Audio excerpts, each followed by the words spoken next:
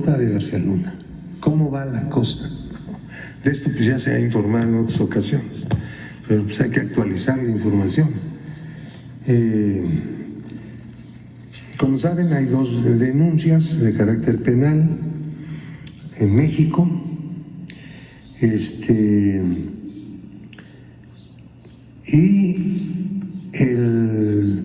Hay una judicialización. El Ministerio Público, a partir de esas denuncias, acudió con los jueces y se expidieron 61 órdenes de aprehensión.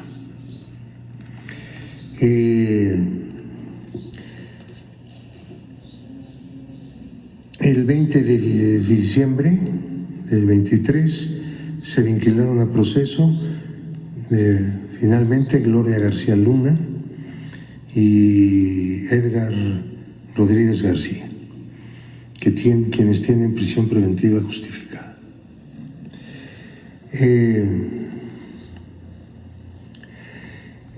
Interpol detuvo a Jonathan Alexis Weinberg Pinto, que es uno de los que están en la trama corrupta, de nacionalidad mexicana, aunque tiene pasaporte de otros países, y creo que también nacionalidad estadounidense. Ya está solicitada la extradición por parte del gobierno mexicano. Esperamos que se produzca el juicio de extradición y se extradite desde España, porque esta es una de las personas más significativas desde el punto de vista de la operación de una empresa que se llama Numbaf,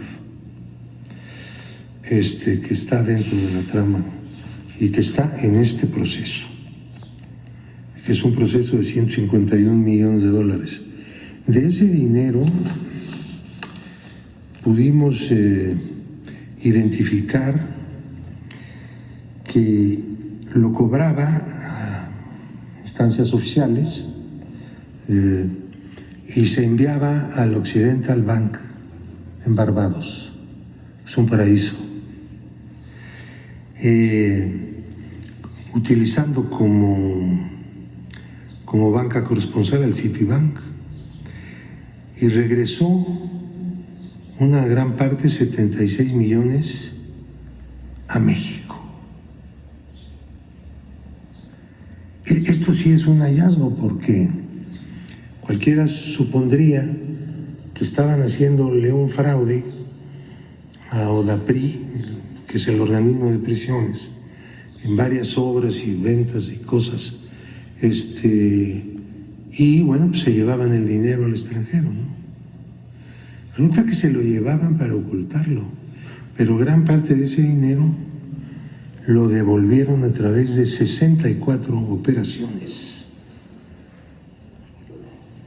utilizando cuentas de una casa de bolsa y cuentas en un banco, en 2 bancos de México.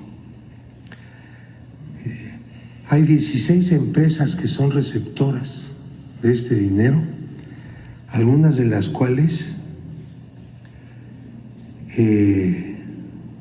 8 de las 16, o sea, la mitad, están listadas por el SAT en el artículo, lo conocen ustedes, 69B del Código Fiscal, que son los factureros. Se dejan hacer facturas, ¿sí? O hacer contabilidades falsas. Esta era la manera como estaban trabajando. Eso es lo último que hemos descubierto en relación con esta trama corrupta de García Luna. Ahora, tenemos otro proceso, naturalmente, no solo el proceso penal mexicano, tenemos el proceso civil en Florida, en Estados Unidos, por los cuales estamos reclamando casi 700 millones de dólares, que no es cualquier cosa.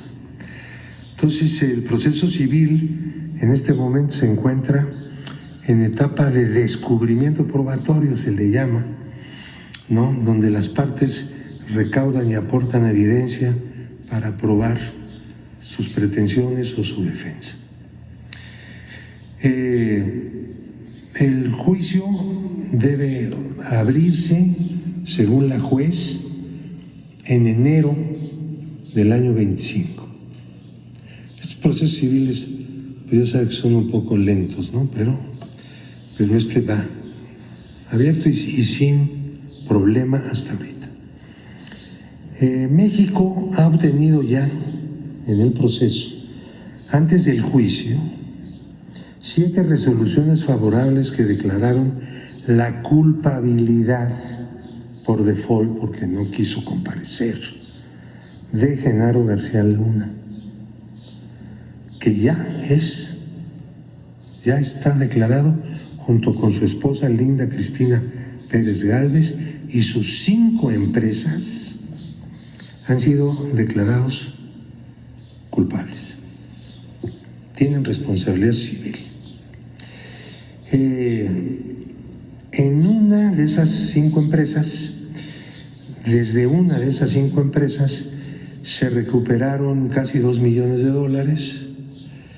que fueron entregados a la tesorería de la Federación y un bien inmueble que no se ha vendido por valor de $555,800 en avalúo. Hay una segunda recuperación lograda muy pequeña en un proceso de mediación de alguien que no estaba vinculado con el directamente demandado, pero permanentemente, pero sí tuvo un vínculo, y le hicieron pagar $150,000 adicionales, que también están siendo entregados a la tesorería de la Federación. De las 19 propiedades aseguradas en este juicio en Miami, 8 fueron liquidadas, es decir, se vendieron, y en lugar de tener las propiedades se tiene el dinero que está a resguardo de un agente fiduciario del gobierno mexicano hasta que se había acabado el juicio, por poquito más de $6 millones. Luego, 5 fueron objeto de la recuperación y 6 más siguen aseguradas. Ahora, este juicio tiene como propósito romper la maldición de que quien roba al pueblo jamás regresa nada. Sí, es una maldición histórica del sistema corrupto que hemos padecido durante tanto tiempo en nuestro país y que tiene un significado político inmenso, porque es terminar con una tradición de funcionamiento, uno de los elementos que articulaban los instrumentos del Estado corrupto. El gobierno de México, desde el momento en que asumió, pues es el que ha combatido la corrupción de manera sistemática. Antes no tuvimos un gobierno así. Esta es la primera vez. Por eso todo lo que se impide hacer son las cuentas de la corrupción. Es decir, el fraude, el peculado, el robo, que antes se hacía y ahora no se hace, no lo podemos cifrar en números. Es imposible. Pero toda esa masa de riqueza que drenaba a través de los instrumentos, canales del Estado corrupto formado durante décadas, ese dinero es parte de la corrupción anterior a este gobierno y es parte del gasto público. Por primera vez. Entonces, los otros instrumentos, pues es la persecución de actos corruptos del pasado. Esa es otra manera de luchar contra el Estado corrupto. Entonces, sí, para que haya cultura anticorrupción y de honradez, tiene que haber un poder que encabece la lucha contra la corrupción. De lo contrario, no se puede. Y ese es el enfoque político que se tiene. Todo lo que se haga, tanto para impedir actos y esquemas de corrupción, como para perseguir actos de corrupción, de antes y de ahora, sirven para lo mismo.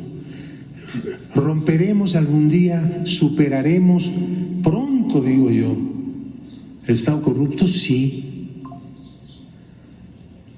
La cuestión es que se persevere porque el pueblo mexicano, en su inmensa mayoría, repudia, rechaza, condena la corrupción, porque ha sido un flagelo nacional, histórico. Y en los últimos 30 y tantos años la cosa se empeoró porque los neoliberales no eran como los de Inglaterra, ¿verdad? Estos eran absolutamente corruptos. El neoliberalismo que daña tanto a la sociedad, no solo a la economía en términos generales, sino también todos los aspectos de la vida social, la seguridad social, las pensiones, los salarios, todo. Bueno, en México, pues también fue un recrudecimiento, por decirlo así, o actualización, si quieren, de la corrupción. Entonces, la lucha contra la corrupción, que ustedes saben, todos estamos de acuerdo, es absolutamente vigente. Es una tarea continua y que debe ser cada vez mejor. Estos trabajos de inteligencia financiera tienen como propósito también sumar la inteligencia financiera a la lucha contra la corrupción. Lo mismo los otros controles, los órganos de control, las auditorías, la vigilancia permanente, sistemática, la manera de ser, la austeridad. La austeridad es una variante de la corrupción, de la no austeridad. La falta de austeridad es una variante de la corrupción, porque la austeridad se pudo haber establecido en cualquier otro momento y no se hacía porque mediante el derroche se robaba. De esos tenemos casos por montones, denuncias a montones en el Ministerio Público. Los problemas que hemos tenido pues son los únicos que realmente se han atendido por el gobierno en curso, el gobierno que está en funciones, ¿no? Bueno, presidente, gracias.